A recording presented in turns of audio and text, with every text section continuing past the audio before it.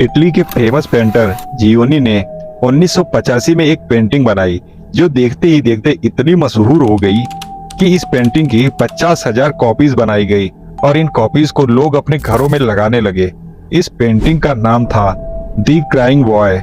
लेकिन इसके बाद जो हुआ उसके बारे में किसी ने अपने सपने में भी नहीं सोचा था। जिन लोगों ने इस पेंटिंग को खरीदकर अपने घरों की दीवारों पर लगाया उनकी जिंदगी तबाह हो गई। एक फायर फाइटर ने यह तक बताया कि वह तकरीबन 15 घरों में आग लगने के बाद अपनी टीम के साथ आग बुझाने पहुंचा, लेकिन वह जिस घर में भी आग बुझाने जाते वहां ये पेंटिंग मिला करती। उसका कहना था कि घर का सारा सामान जल चुका होता था मगर यह पेंटिंग हर हाल में सही सलामत मिला करती थी। जिसके बाद लोग इस पेंटिंग को शापित मानने लगे और लोगों ने इस पेंटिंग को अपने घर तक रखना बंद कर दिया, क्योंकि वे अब तक यह बात समझ चुके थे कि उन हादसों का जिम्मेदार यह शापित पेंटिंग थी। जिसके बाद लोगों ने हैलोवीन फेस्टिवल की एक शाम इस पेंटिंग की सारी कॉपी को इकट्ठा किया और उन्हें जला दिया। जिसके बाद से इस पेंटिंग की वजह से होने वाले हादसों में भी आश्चर्यजनक रूप से कमी आ गई, जो अपने आप में आज भी एक हैरान कर देने वाली बात है। इस वीडियो में बताई गई सारी घटनाएं पूरी तरीके से वास्तविक है।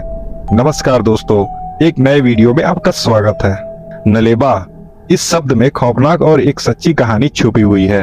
यह बात है 1990 की, जब बेंगलुरु से लगे हुए मल्लेश्वरम और राजाजी नगर में एक डायन का खौफ हुआ करता था, जो रात को लोगों के घरों का दरवाजा खटखटाया करती थी।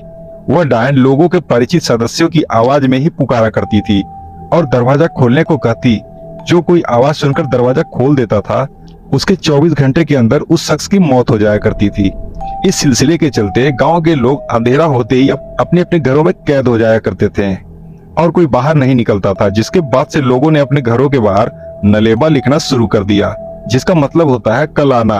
और अजीब बात यह थी कि ऐसा करने से गांव के लोगों के मरने का सिलसिला भी थम गया था। इस घटना पर एक बॉलीवुड मूवी भी बन चुकी है जिसका नाम था स्त्री, जो पूरी तरीके से इसी घटना पर बेस्ड थी, लेकिन यह जगह का नाम बदलकर चंदेरी कर दिया गया था।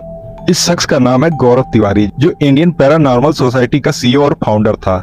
यह शख्स हर तरह की खौफनाक जगह पर जाया करता और वहां जाकर अपनी इलेक्ट्रॉनिक गैजेट्स की मदद से वहां मौजूद आत्माओं से बात भी किया करता था।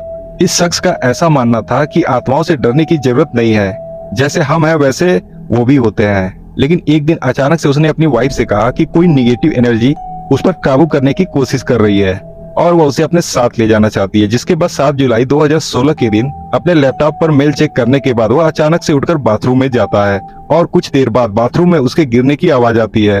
जब गौरव के पिता और पत्नी उसे देखने बाथरूम में जाते हैं तो गौरव उन्हें बाथरूम के फ्लोर पर पड़ा मिलता है, जिसके कुछ देर बाद उसकी मौत हो जाती है। आत्माओं को ढूंढने का उसका शौक था और पहेलियों को सुलझाना उसका पेशा था, लेकिन किसी को यह बात नहीं पता थी कि एक दिन इस शख्स की मौत भी एक पहेली बनकर रह जाएगी। यह आइलैंड मौत के आइलैंड के नाम से फेमस है। सालों पहले जब इटली में प्लेग नाम की भयंकर बीमारी फैली थी, उसके दौरान जो लोग मरने की कगार पर थे उन्हें इस आइलैंड पर ले जाकर अकेला करके रखा जाता था। लेकिन एक समय ऐसा आया जब आइलैंड पर रोगियों की तादाद इतनी ज्यादा बढ़ गई कि जिन लोगों को ठीक होने की कोई संभावना भी नहीं थी उन्हें आइलैंड पर जिंदा ही जला दिया गया, जिनकी संख्या तकरीबन 1,60,000 के आसपास थी। उनकी लाशों को भी इसी टापू पर लाकर दफना दिया गया।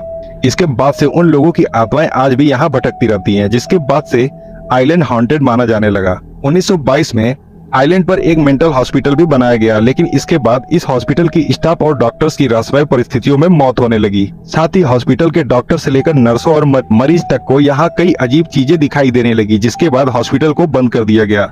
इस घटनाओं को देखते हुए सरकार ने भी इस आइलैंड पर जाने से रोक लगाकर रखी हुई है।